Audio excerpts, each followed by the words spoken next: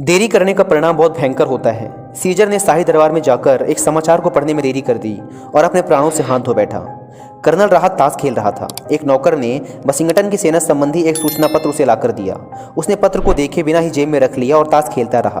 खेल समाप्त होने पर उसने पत्र को पढ़ा और अपने सैनिकों को वशिंगटन की सेना का सामना करने के लिए तैयार होने को कहा, किंतु तब तक अवसर हाथ से निकल चुका था। उन्हें घेर कर गिरफ्तार कर लिया गया, फिर सबको मौत के घाट उतार दिया गया।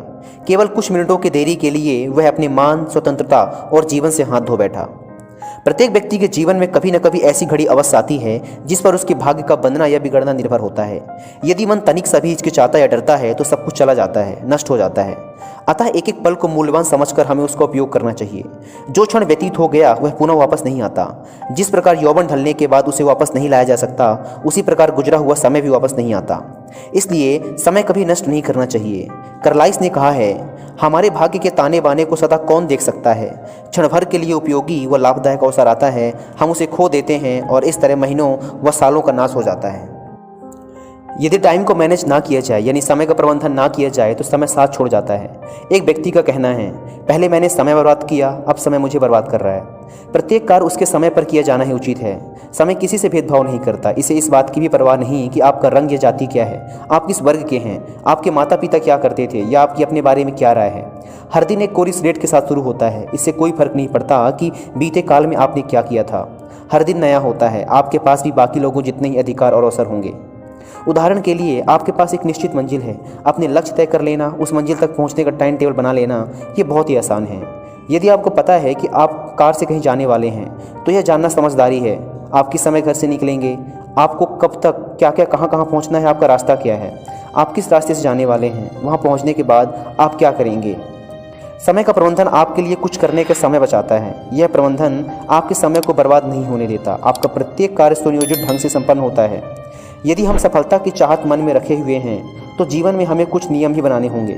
हमें देखना होगा कि हम अपनी अमूल्य निधि को नष्ट ना करें। हमारी अमूल्य निधि निश्चित रूप से समय ही है। हमें समय की कद्र करनी चाहिए तथा समय के मूल्य को पहचान कर उसका सदुपयोग भी करना चाहिए। प्रत्येक प्राचीन काल में जब रेल व तारघर आदि नहीं थे, उस समय सरकारी डाक और चिट्ठी पत्रियाँ आदि ले जाने के लिए डाकिये काम पर लगाए जाते थे। उन्हें यह भी स्पष्ट कर दिया जाता था, यदि मार्ग में विश्राम करोगे तो डाक पहुंचने में देरी होगी, यदि देरी होगी तो सजा मिलेगी। इस प्रकार उन लोगों को समय नष्ट करने का परिणाम भुगतना होता था। पूर्व काल में जिस कार्य को करने में बहुत समय लग जाता था और मार्ग की कठिनाइयाँ अलग से झेलनी पड़ती थी, वही कार्य आजकल हम कुछ ही घंटों में कर लेते हैं। और जो कार्य आजकल हम 1 घंटे में कर लेते हैं, उसे हमारे पूर्वज 20 दिन में भी नहीं कर पाते थे। किंतु इतनी विकसित वैज्ञानिक सभ्यता से हमने क्या लाभ उठाया। विज्ञान के कारण आज अधिक समय मिलने लगा है, तो उसका व्यर्थ उपयोग भी बढ़ने लग गया है। सदा स्वस्थ और आनंदित रहने के लिए यह परम आवश्यक है कि हम समय का पूरा सदुपयोग करें। इसके लिए टाइम मैनेजमेंट यानी समय का प्रबंधन अति आवश्यक है। अपनी रुचि के अनुसार जीवन का एक लक्ष्य बनाइए, जिससे आपके साथ साथ दूसरों का भी लाभ हो। इस लक्ष्य को प्राप्त करने के लिए एक यथार्थवादी योजना बनाइए और योजना को वार्षिक, छमाही और तिमाही के खंडों में बांट लीजिए। प्रतिमाह एक दिन अपनी योजना की प्रगति पर विचार करके उसमें सुधार कीजिए। आने वाले दिन का कार्यक्रम रात में बना लीजिए।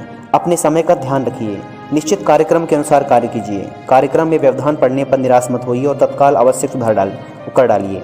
सही समय देने वाली एक रिस्ट वॉच रखिए। जेब से मोबाइल निकालकर समय देखने का प्रयास मत कीजिए, क्योंकि इसमें 10 से 20 सेकंड तक जाया हो सकते हैं हर बार।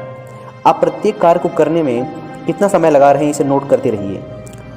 एक समय में एक ही कार्य करें और उस अवधि में दूसरे कार्यों अथवा बातों को भूल जाएं। जब तक आपकी सलाह मांगी ना जाए, किसी को सलाह ना दें। इससे आपका कीमती वक्त बर्बाद होगा। फ़ोन पर केवल आवश्यक बातचीत करें और लोगों को बता दें कि आपको किन समयों पर फ़ोन किया जाए। आपातकालीन स्थिति को छोड़ दिया जाए तो काम के वक्त तो बिल्कुल भी फ़ोन ना करें। प्रातः दूध, चाय या शरबत आदि पीते हुए आप सरलता से समाचार पत्र पढ़कर अपने समय को बचा सकते हैं। समय का यह ऐसा प्रबंधन है जो जीवन भर आपकी सहायता करेगा। और हमारी इस वीडियो को बनाने का लक्ष्य भी यही है कि आप समय की इम्पोर्टेंस, समय के महत्व को जानें। मुझे आशा है कि आपको ये वीडियो पसंद आई होगी। धन्यवाद। जय हिंद।